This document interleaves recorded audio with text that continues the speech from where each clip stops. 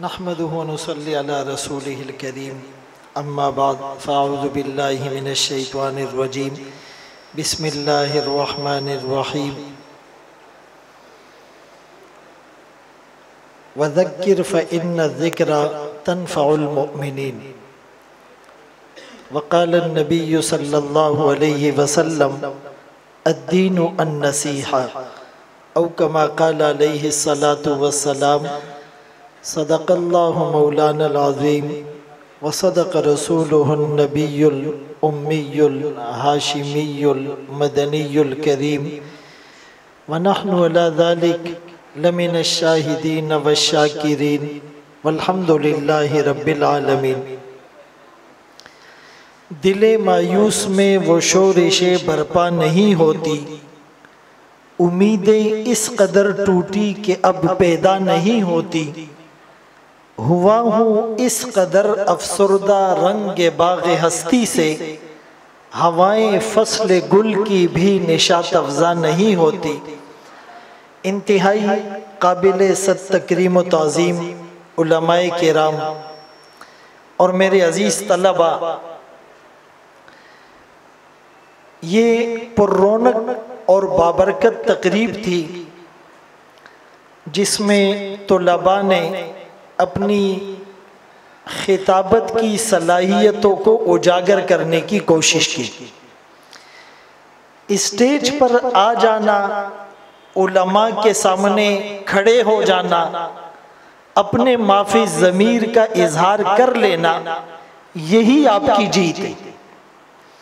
मुझे अच्छी तरह याद है कि 1995 में 95 में ऊला में बिनोरी टाउन मरकज में पहली दफा मैंने जिंदगी की तकरीर की और वो तकरीर आज भी मुझे याद है। अल्हम्दुलिल्लाह ऊला में भी तकरीर में पहली पोजीशन ली और दर्स में दूसरी ली, और फिर दौरे हदीस में मुफ्ती निज़ामुद्दीन शामज़ई शहीद रहमहुल्लाह इतने बड़े अकाबिर की मौजूदगी में दौरे हदीस में भी अल्हम्दुलिल्लाह पहली पोजीशन ली थी। और फिर पूरे जामिया में अव्वल दोम और शाखों में अव्वल दोम आने वालों के माबेन होने वाले मुकाबले में भी पहली पोजीशन ली थी। और उस मौजू का या जो तकरीर का उन्वान था, फ़िक़्ह और हदीस में तलाज़ुम, आसान भी नहीं था। कहने का मकसद ये है कि इसी तरह मेहनत करके इंसान आगे बढ़ता है। उस्तादों की शफ़क़त हो, आपकी मेहनत हो, इखलास और लिल्लाहियत का उन्सर उसमें शामिल हो तो इंसान दिन ब दिन आगे बढ़ता है। न आए जिसमें खिज़ा का मौसम हमेशा गुलशन बना रहे हैं, आपके इस बज़म में मुझे ये चीज़ नज़र आ रही है। इंशाअल्लाह यही तुलबा और मुकर्रिरीन आगे बढ़कर इस्लाम का मुज़बित चेहरा पूरी दुनिया को दिखाएंगे। शान उमर फारूक रज़ी अल्लाह अन्हु पर हमारे मौलाना यूसुफ अब्बासी साहब ने बहुत ही अच्छे अंदाज से गुफ्तगू की, और हज़रत हुसैन रज़ी अल्लाह तआला अन्हु की शहादत पर भी बात हो गई। मैं दूसरे मौजू पर दो चार गुजारिशात करना चाहूँगा। 6 सितंबर और 7 सितंबर आने वाला है। 6 सितंबर दिफाए पाकिस्तान है और 7 सितंबर दिफाए ख़त्मे नबूवत है। इस मुल्क की 2 सरहदें हैं, एक जोग्राफियाई सरहद, एक नजरियाती सरहद। जोग्राफियाई सरहद की हिफाजत करने वाले हमारे फौजी भाई और नजरियाती सरहदों की हिफाजत करने वाले उलमा हैं। जोग्राफियाई सरहद पर किसी किस्म की दरअंदाजी बर्दाश्त नहीं होती, इसी तरह नजरियाती सरहदों पर भी किसी किस्म की ज़र्ब हम बर्दाश्त नहीं करेंगे। दिफाए पाकिस्तान के हवाले से हमारे पास 5 ज़ाविये होते हैं। एक जोग्राफियाई सरहद की हिफाजत, कि अगर 1 इंच और चप्पे चप्पे की हिफाजत के लिए हमें जान का नजराना पेश करना पड़े तो हम उससे दरेग नहीं करेंगे। अपने लहू से रोशन कर दी गलियां इस वीराने की, अगरचे तंग बहुत थी राहें शहर वफा को जाने की। एक जान थी सो वो भी दी, फिर भी रहे शर्मिंदा से, लिखने वाले लिख लेंगे कहानी इस अफसाने की। रिबातु यौमिन, एक दिन का पहरा देना इस्लामी सरहद पर, सरहद की हिफाजत के लिए। खैरुम मिनद दुनिया व मा फीहा व फी रिवायतिन खैरुम मिनद दुनिया व मा अलैहा। और तीसरी जगह फरमाया एक दिन का रिबात, जिसको मुराबता भी कहते हैं, वराबितु, अगरचे एक मतलब इंतजार सला बाद सलात है, लेकिन दूसरा मतलब सरहद पर पहरा देना। तो एक दिन के पहरे पर 1 महीने के रोजे और 1 महीने की शब बेदारी का सवाब मिलता है। तो एक है जोग्राफियाई सरहदों की हिफाजत, दूसरा जाविया है सियासी सरहदों की हिफाजत। हमारे मुल्क की सियासत पर आलमी सियासत के बादल गहरे होते दिखाई दे रहे हैं। हम इसके लिए भी बंद बांधे इस्लामी सियासत में अपना किरदार अदा करें। तीसरा जाविया है फिक्री और नजरी सरहदात का तहफ़्फ़ुज़। जैसे मैंने कहा कि इस मुल्क को सेकुलर बनाने की पसे पर्दा जो कोशिशें हो रही हैं, इनके मज़मूम अज़ाइम को हम खाक में मिलाएंगे। 25 लाख अफराद ने जान की कुर्बानी इसलिए नहीं दी कि यहाँ पर सेकुलर स्टेट कायम हो, बल्कि उनका नारा था पाकिस्तान का मतलब क्या, ला इलाहा इल्लल्लाह। यानी उन्हें किसी ने ये नहीं कहा था कि तुम हिंदुस्तान से हिजरत करके वहां जाओगे, यहाँ एक घर है वहां 2 मिलेंगे, यहाँ एक गाड़ी है वहां 2 मिलेगी, यहाँ जॉबलेस हो वहां तुम्हें अच्छी जॉब मिलेगी, यहाँ पर जमीनें और बागात कम है वहां ज्यादा मिलेंगे। उनको नजर आ रहा था, घर भी गया, घर वाले भी गए, खेतियां भी गई, फसलें भी गई, बागात भी गए, समारात भी गए, नहरें भी गई। भाई हैं तो बहन का पता नहीं, बाप है तो बेटा महफूज नहीं, दोस्त हैं तो रिश्तेदार का पता नहीं। कोई जख्मों से चूर चूर होकर पहुंचा। एक ट्रेन की बोगी से जब बच्चों के रोने की आवाजें आई, जब जाकर देखा तो सारे मर्द औरतों को गाजर मूली की तरह काट कर ट्रेन में डाल दिया गया था।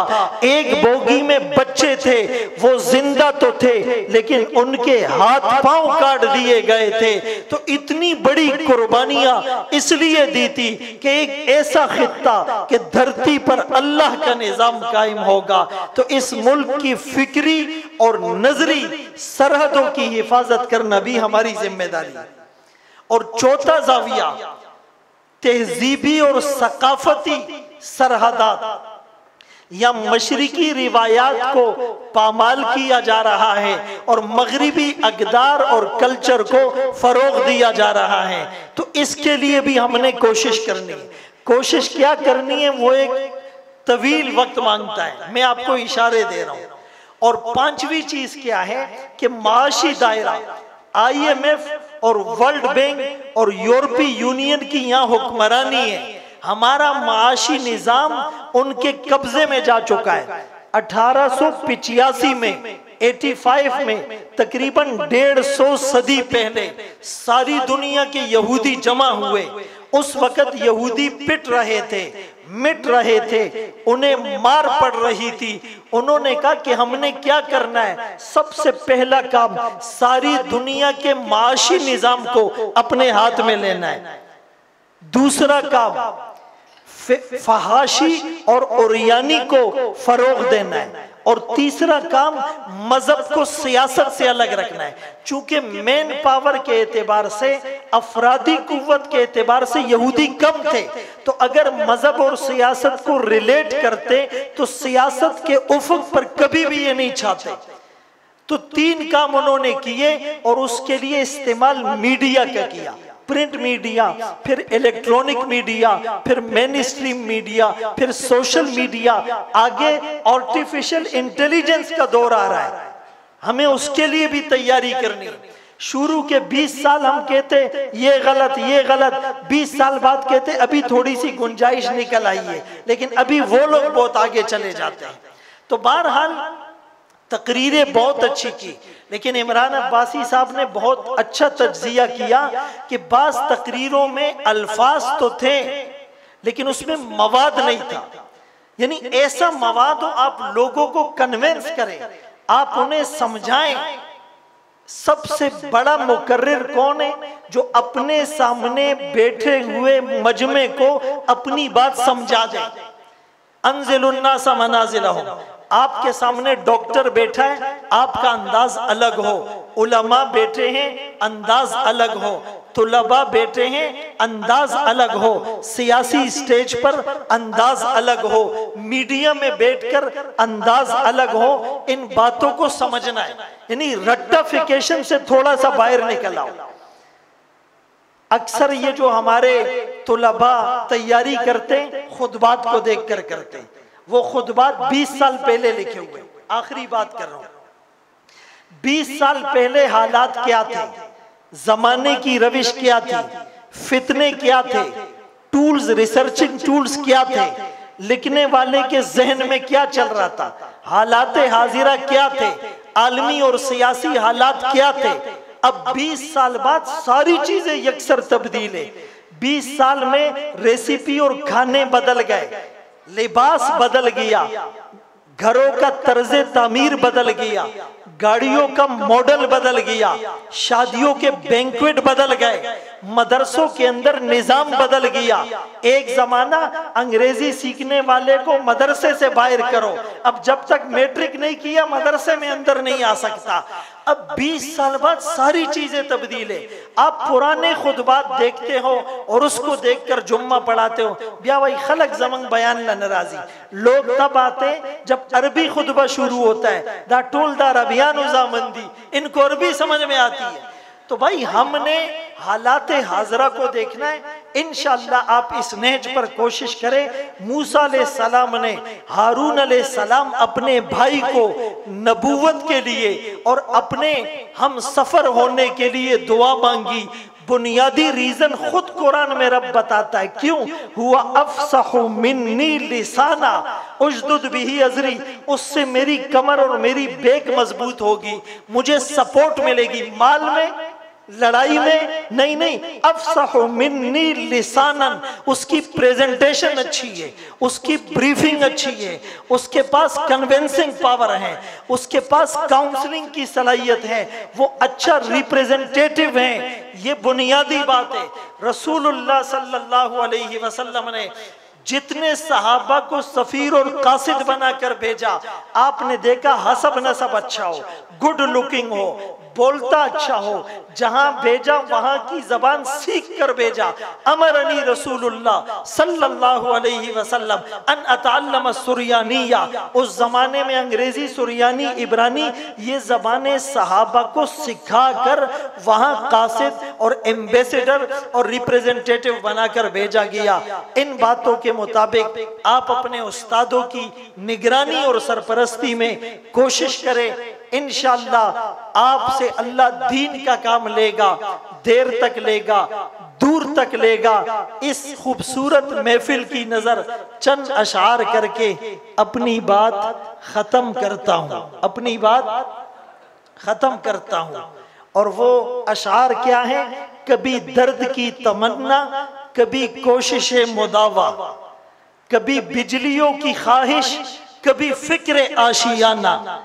इसी कश्मकश में गुजरी मेरी जिंदगी की रातें, कभी साज व सोज रूमी, कभी पेच व ताबे राजी। वज़क्किर फ़इन्न ज़िक्रा तनफ़उल मोमिनीन। आप नसीहत कीजिए, नसीहत मोमिनों को नफ़ा देगी। इमाम शारानी रहमतुल्लाह अलैह ने इस आयत के ज़िमन में अजीब बात लिखी, फरमाया जिसको नसीहत फ़ायदा न दे वो मोमिन नहीं। हम कहेंगे कामिल नहीं, लेकिन उन्होंने लिख दिया इसलिए कि कुरान कह रहा है नसीहत तनफ़उल मोमिनीन, ये नफा देगी। किसको देगी? इन्न फ़ी ज़ालिका लज़िक्रा लिमन कान लहू कल्ब। कल्ब तो जानवर के पास है, कल्ब तो काफिर के पास है। फ़इन्नहा ला तामल अब्सार वलाकिन तामल कुलूबुल लती फ़िस सुदूर। दिले बीना बिकर खुदा से तलब के आंखों का नूर दिल का नूर नहीं है। एक इब्सार है, एक मुबसरात है। बात लंबी हो रही है। इब्सार देखना, मुबसरात देखी हुई चीजें। एक आदमी पूरी दुनिया में टूर करता है, विजिट करता है, सैर पे जाता है, लेकिन उसकी अपनी नजर कमजोर है, उसको चीजें दिखेगी, मुशाहदा होगा, लैसल खबरु कल मुआयना वाली बात नहीं होगी।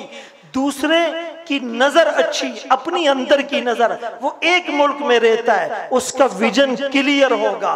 ख्वाब वो नहीं होता जो सोते हुए देखा जाए, ख्वाब वो होता है जो आपको सोने न दे, आपको बेचैन कर दे। आपके सामने बहुत खतरनाक हालात आने वाले हैं, पूरी तैयारी के साथ फुली इक्विप्ड होकर मैदान में उतरना है। फौजी बगैर एमुनेशन और इक्विपमेंट के मैदान में उतरेगा, मारा जाएगा। आप उलमा तैयारी के बगैर दुनिया के धारे में मेन स्ट्रीम में उतरोगे, आप मारे जाओगे। इसीलिए पूरी तैयारी करनी है और उस तैयारी के लिए इंशाअल्लाह आपके असातिज़ा आपकी निगरानी कर रहे हैं। अल्लाह ताला सबका हामी और नासिर हो। आती ही रहेगी तेरे अनफास की खुशबू, आती ही रहेगी तेरे अल्फाज की खुशबू, आती ही रहेगी अवैस करनी की खुशबू, गुलशन तेरी यादों का महकता ही रहेगा। व आखिरु दावाना अनिल हम्दुलिल्लाहि रब्बिल